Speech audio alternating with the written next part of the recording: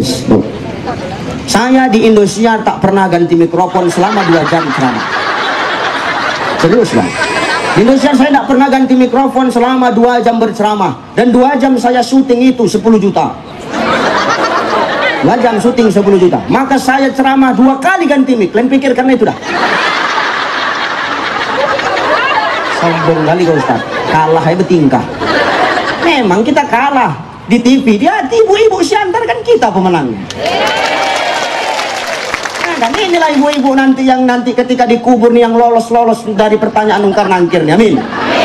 Tapi kalau ibu-ibu yang sibuk main TikTok, nanti ketika dia mati, dia masuk ke dalam kubur, ditanya sama nungkar nangkir, man rabbuka, siapa Tuhanmu? Kamu nanya. Tuh ibu-ibu yang di TikTok tuh gitu. Silakan ibu. Yang kedua, saling maafin sesama pasangan. 3 terakhir. Ini habis nyambut Ramadan nih, yang 3 ini habis ini baru kita ngomongin persatuan ya. 3 terakhir.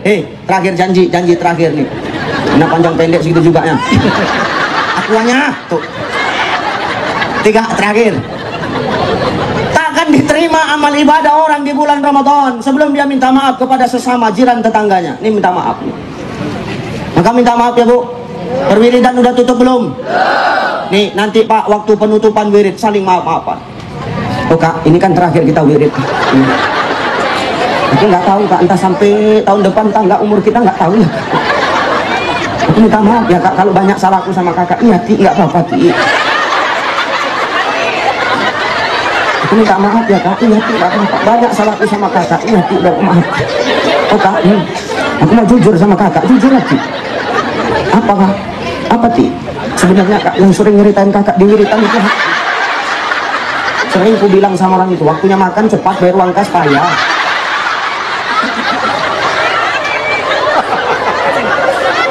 Ya udah Ti, nggak apa-apa Ti, aku pun udah ikhlasnya Ti. Aku pun minta maaf juga ya Ti. Iya Kak, apa? Aku mau jujur sama kau Ti, jujur aja lah Kak, nggak apa-apa. Di arisan PKK itu Ti, aku pun sering nyeritain kau.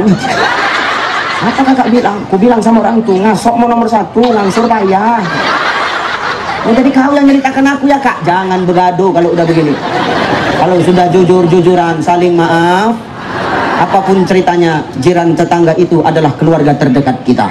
Susah senangnya kita, mereka yang tahu. Kalau kita senang, kalau hidup kita mewah, yang senang siapa? Kalau kita senang, kalau kita mewah, yang senang siapa? Tetangga. Kalau kita mewah, kita kaya, yang iri siapa? Kalau kita susah, yang nolong siapa? Kalau kita susah, yang ngejek siapa? Memang tetangga tuh. Tapi mereka lah saudara terdekat kita Bapak Ibu. Kita tidak mungkin tidak pernah dosa. Kita nggak mungkin nggak pernah punya salah sama mereka. Siapa di sini kita yang nggak bersalah Bapak Ibu? Kita semua punya salah. Kita semua punya dosa. Tidak ada satupun di sini yang tak berdosa Bapak Ibu.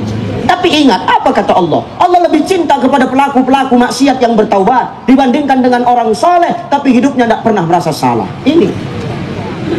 Maka kita di sini walal akhiratu khairul laka minal ula, yang Allah tengok itu ending dari hidup kita, bukan sekarang.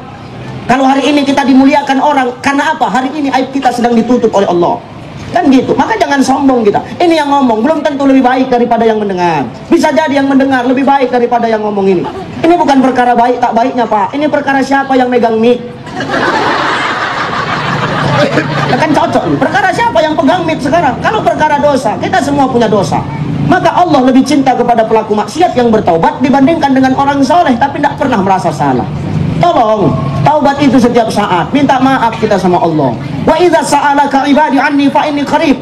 Bukankah Allah sudah ngomong, ya Muhammad, andai kata ada yang bertanya kepadamu tentang aku, katakan anni fa inni qarib. Aku dekat, minta sama aku maka akan kukabulkan doa-doa.